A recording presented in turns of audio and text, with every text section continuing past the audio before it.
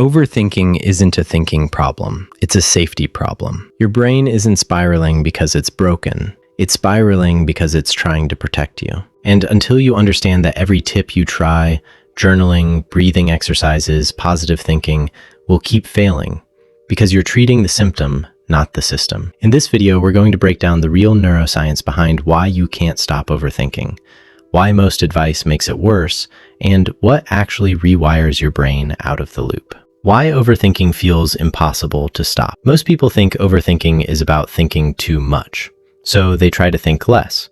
They tell themselves to relax, to stop worrying, to just let it go. But that's not how your brain works. Your brain has a threat detection system. It's called the amygdala, and its only job is to scan for danger.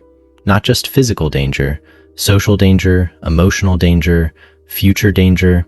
Anything that feels uncertain, unresolved, or unpredictable gets flagged. And here's the critical part. When a threat is detected, your brain doesn't calm down until it finds a resolution.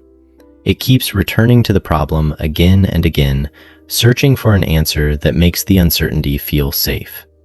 That's what overthinking actually is. It's your brain stuck in a loop, running the same scenarios repeatedly, searching for certainty that doesn't exist yet. You're not overthinking because you're weak. You're overthinking because your brain is doing exactly what it was designed to do. The problem is, it's doing it in situations where certainty is impossible. And a brain searching for certainty in uncertain situations will never stop. The loop that keeps you stuck.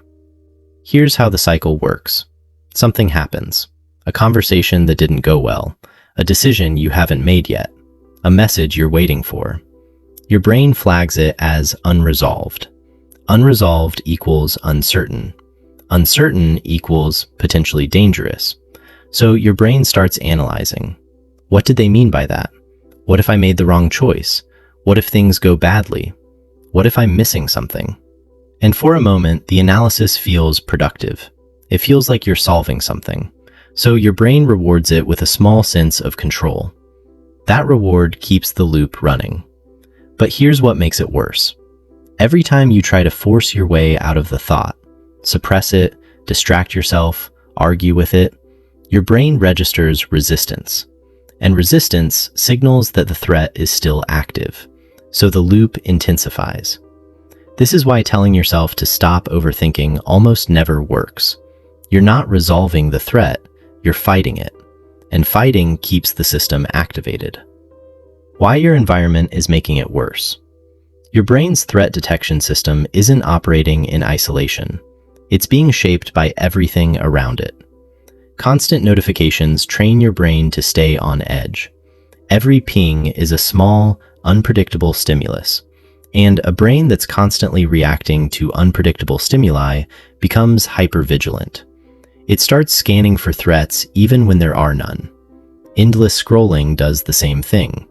You're consuming hundreds of emotional signals, news, opinions, other people's problems, curated highlight reels, and your brain is processing all of it, even when you don't realize it. That's a massive amount of unresolved input. Poor sleep compounds everything. Sleep is when your brain processes emotional experiences and files them away. When you don't sleep well, unresolved emotional content doesn't get processed. It stays active. It stays loud. So overthinking isn't just a mental habit. It's a nervous system that's been pushed into a chronic state of alert. And you can't think your way out of a nervous system problem. The mistake almost everyone makes. When people discover they're overthinkers, they usually do one of two things. They either try to suppress the thoughts, stay busy, distract themselves, avoid the topic entirely, or they go in the opposite direction. They analyze everything more deeply, hoping that enough thinking will finally produce certainty and peace. Both approaches fail for the same reason. They keep your brain engaged with the threat signal without ever resolving it. Suppression tells your brain the thing is too dangerous to look at, which makes it feel more dangerous. Avoidance strengthens anxiety the same way physical avoidance does. Every time you escape it, your brain learns to fear it more. Overanalysis feels productive, but it's actually the loop sustaining itself. You're not solving the problem, you're feeding the cycle. The brain generates another question, gets a partial answer, generates another question. It feels like progress. It isn't. And this is why overthinking is so exhausting. You're not tired from doing too much. You're tired from your brain running on high alert for hours without resolution. What actually works? The goal is not to stop thinking. The goal is to give your brain what it's actually searching for, a signal that the threat has been resolved or that uncertainty is survivable. Here's how to do that.